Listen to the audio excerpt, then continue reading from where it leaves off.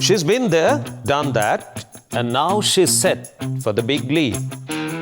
On Duologue Next, I explore how being the scion of the Lulu Group had little to do with Shafeena Ali making art a real calling.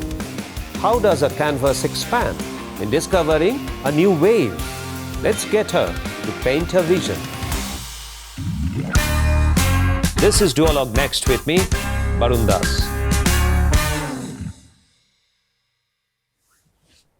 Shafeena, Yes. good to see you. Good to see you too. This is going to be a very unique discussion. So you've done everything. You started with hardcore business coming from Yusuf Ali's family. You did Table's Food. Yes. You've done 2014, which is, I think, real estate, Hospitality, hospitality. Then you took your interest in art. You went and educated yourself in that field. Yeah. And then you came back and founded this RAI. Yeah. So this is now a profession or passion? I don't think you can be a professional in the arts and culture sector if you are not passionate about it. So I think it is both a profession and a passion, which is amazing. Yes, that is actually the best profession that somebody can be in when somebody is pursuing their passion. Yeah. So explain a little bit. What I understand is that it's a very unique 700 square meter space that you've taken. You curate artists, you train them, you hold exhibitions. So we'll talk about all those. Just give me a contour of this foundation. So we live in the beautiful city of Abu Dhabi. Here, there is a very large ingrown kind of idea of art and the culture. The region is kind of like a melting pot where we have people from all over the world come. People kind of celebrate everything from Janmashtami to Ganesh Chaturthi to Christmas to Eid and to Ramadan. Everything is celebrated here in the city, which is really, really beautiful. When the idea of Riskat Initiative came, I wanted to open a space where there was space held for all of these different cultures to come together and to talk to each other. And we wanted a space where people could see, I think art is a huge window to be able to see into each other's cultures and their ideas and their passions. And I wanted to create a space where you could be able to see these Excellent. with each other. And you just touched that. I feel art, any form of art, that's my hypothesis, that it is one of the rarest man-made concepts which unifies.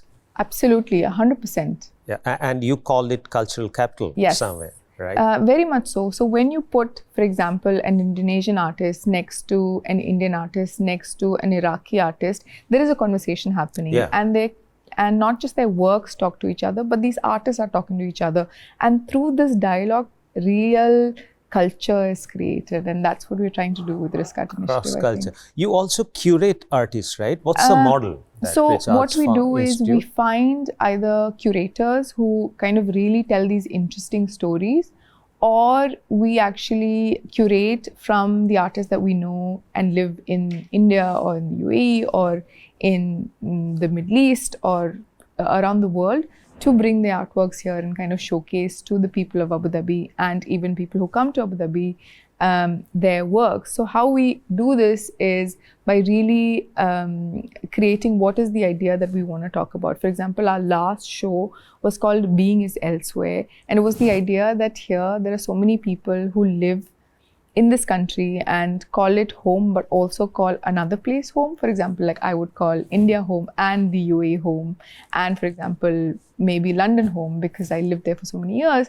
But this idea is ingrained in so many people's hearts and lives. So we had this show that was kind of epitomed by a Zarina Hashmi piece, who kind of really talked about where is home and her identity. So tell me, overall, what would be the business model, if that is a business at all?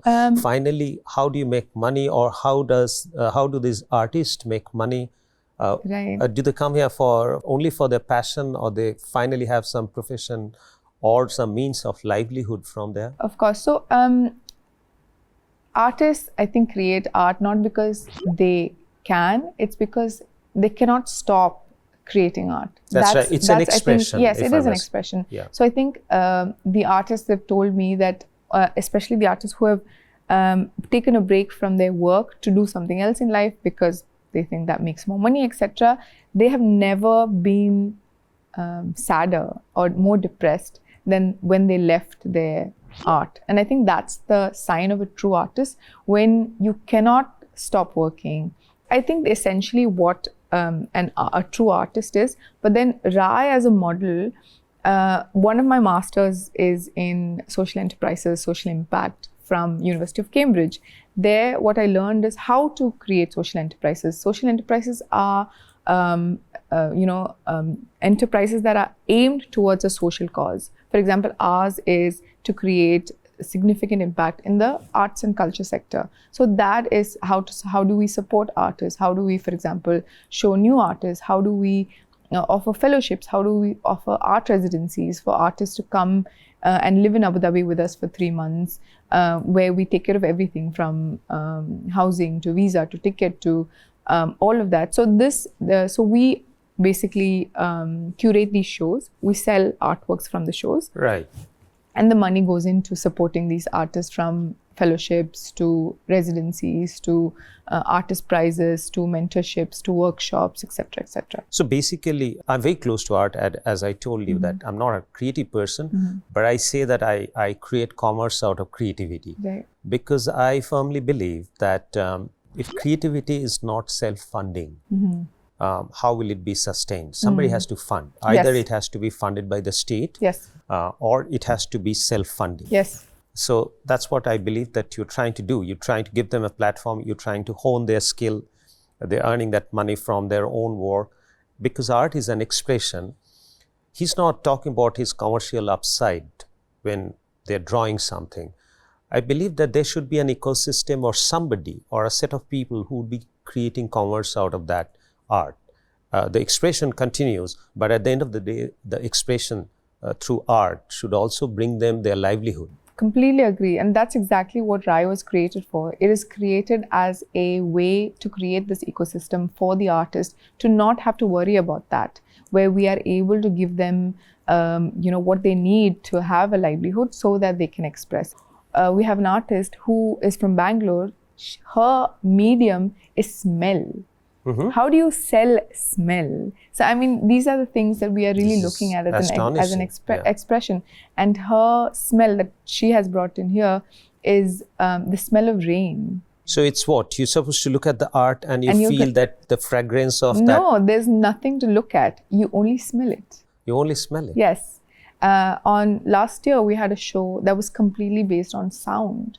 And one of the artists, for example, he had this incredible, it's called Open Group, and they're from Ukraine, and they had basically shown at the Venice Biennale this year as well. And they went around to many people from Ukraine and got them to make sounds from warplanes or guns or etc., because he wanted to record what that sounded from their voice. So it was a sound piece, and there was nothing to see. It was just sound. But that's what artistic expression is about. It's no longer about seeing something visually. There is 5 senses for a reason. And how do you kind of use those 5 senses to create and use these artistic expressions?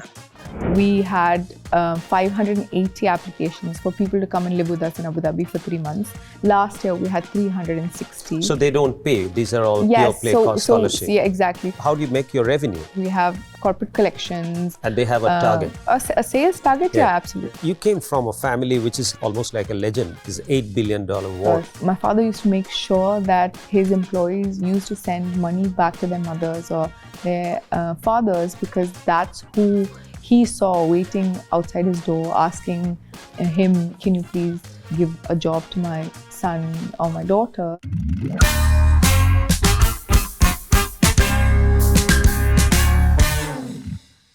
So coming back to your business now, so one part is the impact that you create.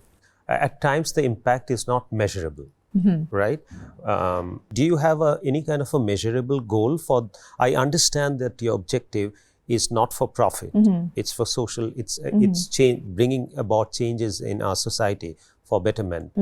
But did you have any goal in front of you? I think the social impact and social enterprises, that's what it aims at, that it is measurable. So you put in measurable goals. For example, tell me yours. For example, at the moment, we have shown over 120 artists from all over the world in Abu Dhabi, many of whom have never shown in Abu Dhabi before. That is, I think, an impact. For example, this year, we had 580 applications for people to come and live with us in Abu Dhabi for 3 months. Last year, we had 360. So they don't pay. These are all pure play scholarship. Yeah, exactly. So it is sort of like a scholarship. It's called an art residency. Residency. So their creation would get sold from your gallery? No. So that is an added pressure that we didn't want to put on the artists. Sometimes the artists want to do research. Sometimes they want to create an artwork. Sometimes they just want to experience Abu Dhabi and create something out of that. So as long as you have clear, measurable goals. So you get more applications than what you accommodate? Yes, we only have 4 spaces, but this is what we do. This is what we as an organization do. We try to bring these people. So how do you make your revenue? These people are coming, you're funding them, you're training them, you're giving them residency, you're giving them a platform. Then who pays for it? This is what our sales team does. When we sell artwork from our other shows, the money from that kind of goes into. So art selling, art proceeds, it goes into this. Yes. So you have a sales team too? Yes. And how do they go about selling these art pieces? To the builders, to real estate people? We have collectors, we have corporate collections. And they have a target? They a sales target? Yeah, absolutely. They have a sales target. Yes. Okay, so it's an organization, full-fledged organization which is running in parallel. Yes. So your Oxford degree is coming into play there. Yes. And very your much Cambridge so. degree is on very the other much side. So. I think that's the point. So you came from a family which is like we from outside. He's almost like a legend, Mr. Yusuf Ali, from where he's $8 billion worth, and from where he started. I think he made his move to Abu Dhabi, to UAE, maybe in 1973. Yes. And where he has reached in 4 decades. So he definitely is a legendary figure. You come from that family. You're 3 sisters, right? So how did your childhood dinner table conversations go, or a breakfast conversation on a weekend? Did you talk about business with your 3 sisters and your father being there? I think the inclination was more about kind of the impact, less about the business conversation. It was more about what did we do to support the ecosystem that we're trying to create. There was a point in time, I remember, my father used to make sure that his employees used to send money back to their mothers or their fathers, because that's who he saw waiting outside his door asking him, can you please give a job to my son or my daughter? And he wanted to make sure that they were. So this is the kind of, I think, impact that was made on me. Financial independence, which is what I'm saying. That so do you think if there were 3 boys instead of 3 girls, the conversation would have been more around the business and creating something for themselves, financial independence, building from where he's leaving it? And because he was talking to his girls who were very close to his heart. Right. So then I think the focus was more on being good human being. I think my mother has a huge part to play in it. So my father being who he is the magnanimous, incredible human being that he is. My mother, who is his silent kind of force, she really gave us roots in that sense. She is still, for example, the one who we are renovating a house at the moment. We're living with her. She's the one who still wakes up at 6 in the morning, making sure her grandkids have breakfast and making sure their uniforms are ironed. And she's always the one who's taking care of everyone in the house, making breakfast. And she learned how to make bolba, which is kind of, I think, the trendy drink between the youngsters because of her grandkids. She's the one who wants to make it for them. And the kids now refuse to have boba from anywhere else in the world because obviously their grandmother makes. Do you want to grow up like that you would have that kind of attachment with your grandkids, or you want to make a mark for yourself in a larger arena, which is beyond your home? I think both these things are not mutually exclusive. I think it is very much possible to do both in many sense of the word. The world is no longer tied by you as a woman have to be a homemaker, or you as a woman have to Fortunately, be... but I still feel there are a lot of ground to be covered. Yeah, there. very much so. But it's no longer, I think, mutually exclusive things. My kids, for example, are champions of what I do. They are the ones who, for example, if we have a gallery opening, they are the ones who are there in my gallery 2 days before to make sure, oh, is there anything we can do?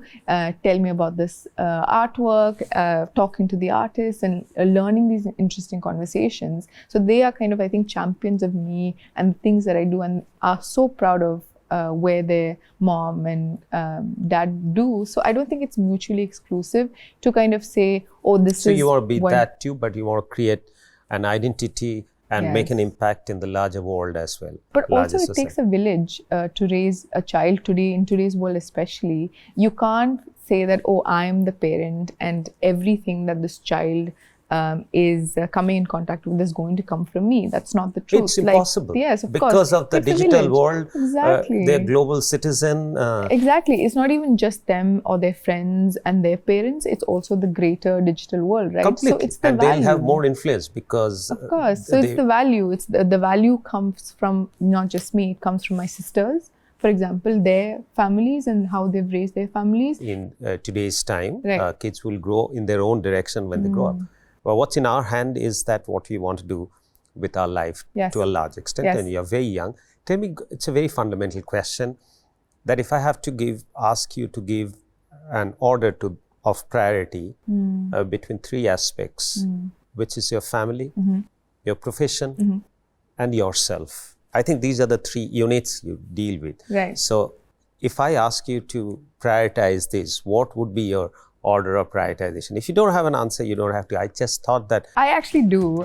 I have a theory which is called the glass and paper theory. Is it sometime there in your mind that your requirement is always a paper thing? My father has taught me extensively. Like, he is never late for anything. So I've learned from your father that even if he's there for 15 minutes in a Yeah. gathering, made full use of that 15 minutes. 100%. So the perception is that he had been there for an hour. Exactly. It's a fantastic example. So tell me, where do I see you 5 years or 10 years down the line as far as your work is concerned?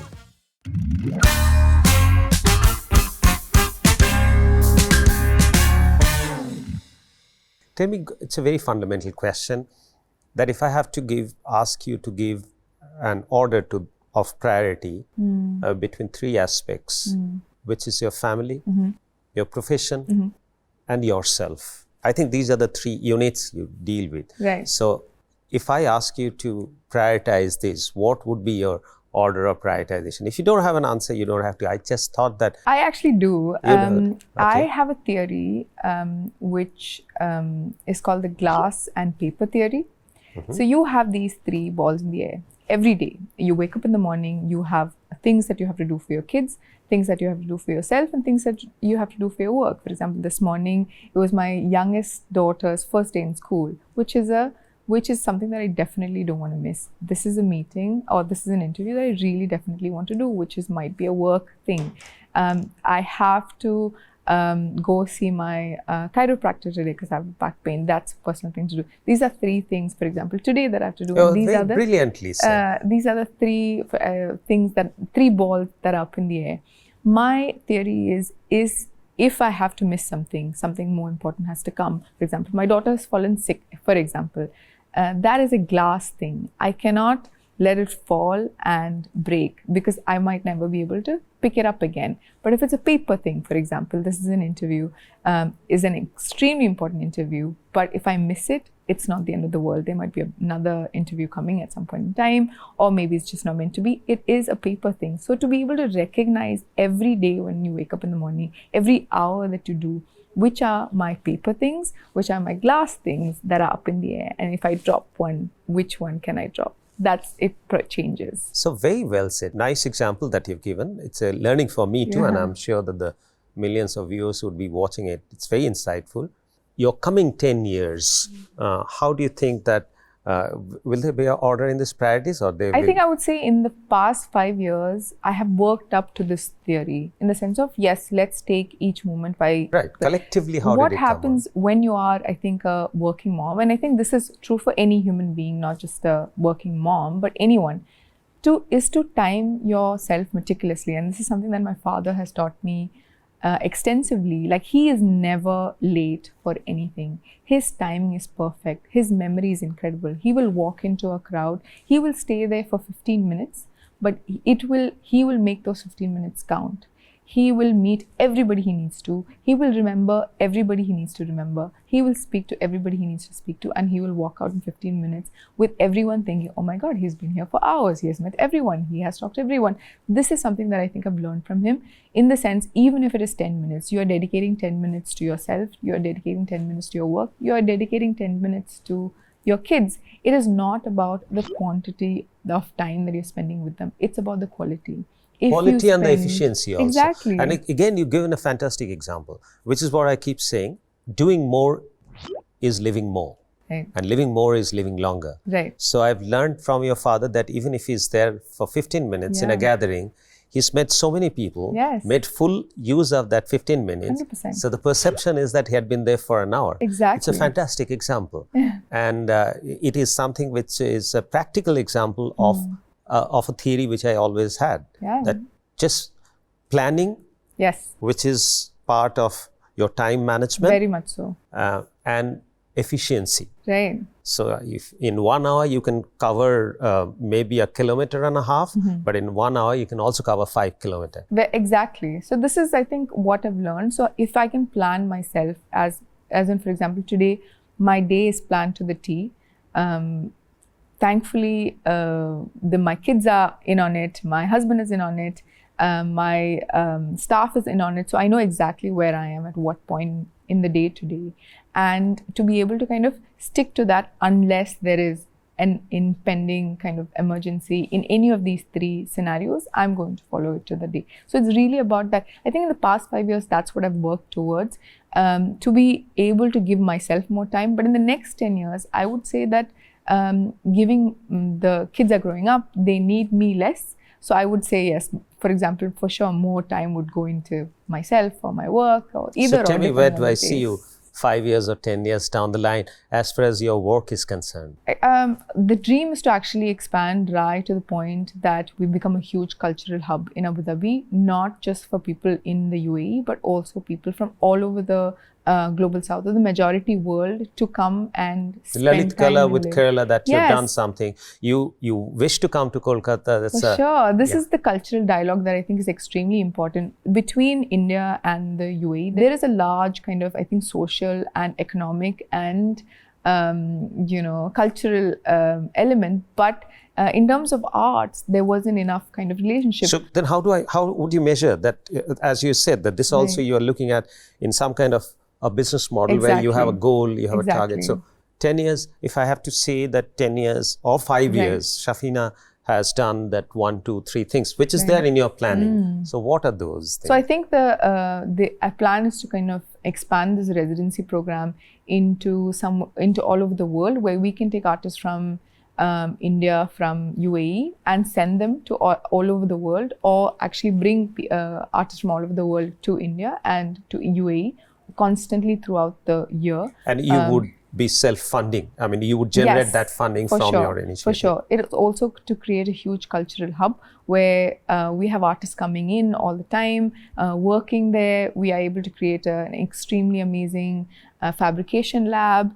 I want to create one of those spaces where performance art is an extremely important aspect, where we get performance artists from all over the world, and the majority world essentially, to come into Abu Dhabi and showcase their work as well, to be able to record that, do publications, do academic books. So it's a long list. So I'm sure that you started with art per se, but you would expand to performing arts. And I'm sure that I would get to know, we would have more interaction. I would get to know about your plans. And we'll see that whether our lines converge anywhere or not. For sure. And thank you very much for coming to Duologue. Shafeena, it's been great talking to you. Thank you. Wish you all the best. Thank you so much.